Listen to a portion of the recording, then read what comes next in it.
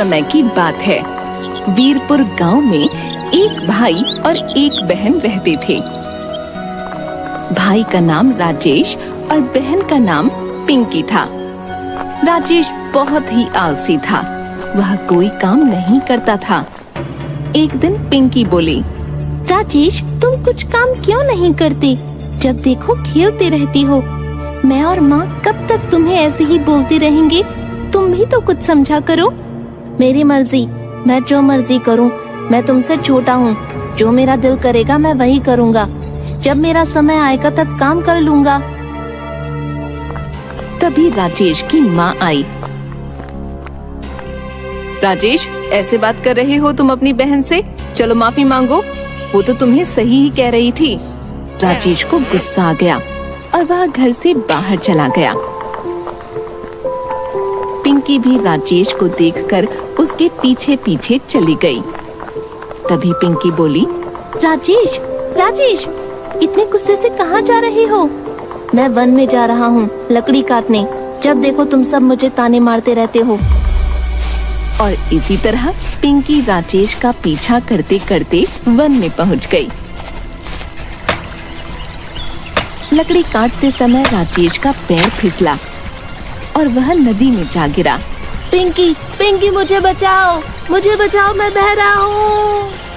राजेश, राजेश, राजेश, राजेश! पिंकी, राजेश पिंकी, उसी मुझे नदी में बचाओ, बहता हुआ मुझे चला बचाओ, गया। मैं बह रहा हूँ। दूसरे किनारे पर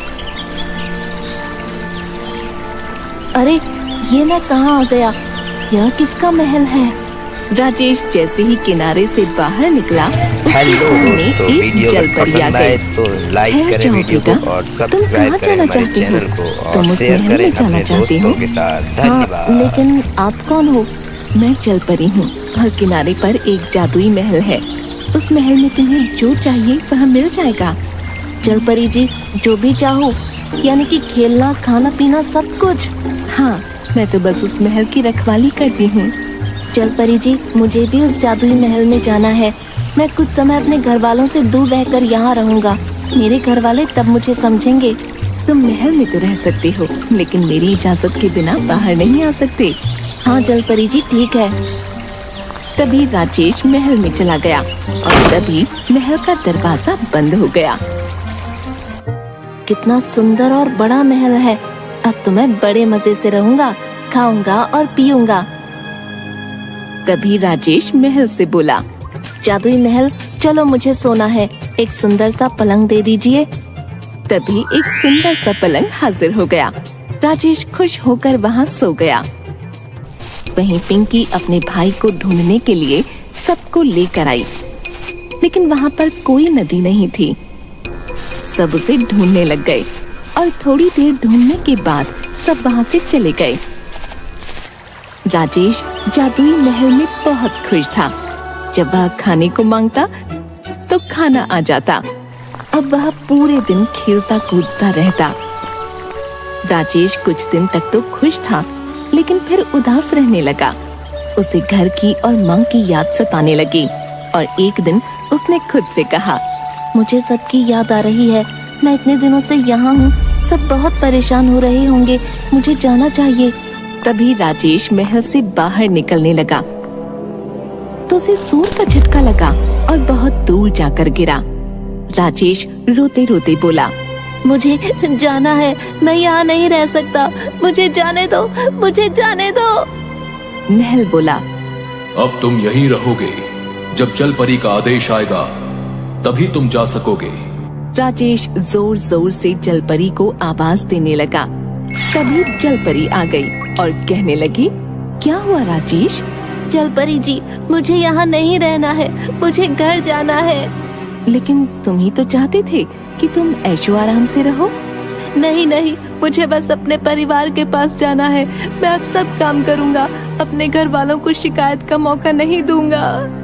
तभी जल परी ने उसकी बात मानी और जादुई महल से उसे आजाद कर दिया। राजेश दौड़ते हुए अपने घर पहुंचा। वहाँ सब आराम से अपना काम कर रहे थे। अरे राजेश, क्या हुआ? तुम तो अभी अभी वन गए थे ना? लकड़ी काटने मैं भी तुम्हारे साथ ही थी, लेकिन तुम दिखे ही नहीं तो मैं वापस आ गई। राजेश सोचने लगा। मैं तो काफी दिन से घर से बाहर था, जादुई महल में था, लेकिन पिंकी ऐसा क्यों बोल रही है कि मैं अभी गया था? राजेश को पता चला कि वह जब तक जादुई महल में था, समय वहीं रुका हुआ था। पिंकी सब कुछ भूल चुकी थी, इसलिए किसी को पता नहीं चला यह सब जादुई महल का जादू है। यह सिर्फ राजेश ही जानता है। हेलो अगली दोस्तों, सुबह वीडियो जल्दी अगर उठकर पसंद आए तो राजेश लाइक बाहर करें वीडियो वन में को और लकड़ी काटने सब्सक्राइब चला करें गया। हमारे चैनल को और शेयर करें अपने दोस्तों के साथ। धन्यवाद। जब वह लौटा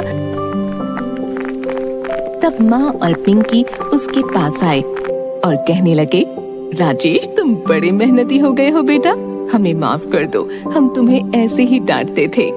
नहीं माँ, अब मुझे समझ आ गया है कि काम कितना जरूरी है। अब मैं आराम नहीं करूँगा, काम करूँगा। इस तरह माँ और पिंकी दोनों ने राजेश को गले लगा लिया।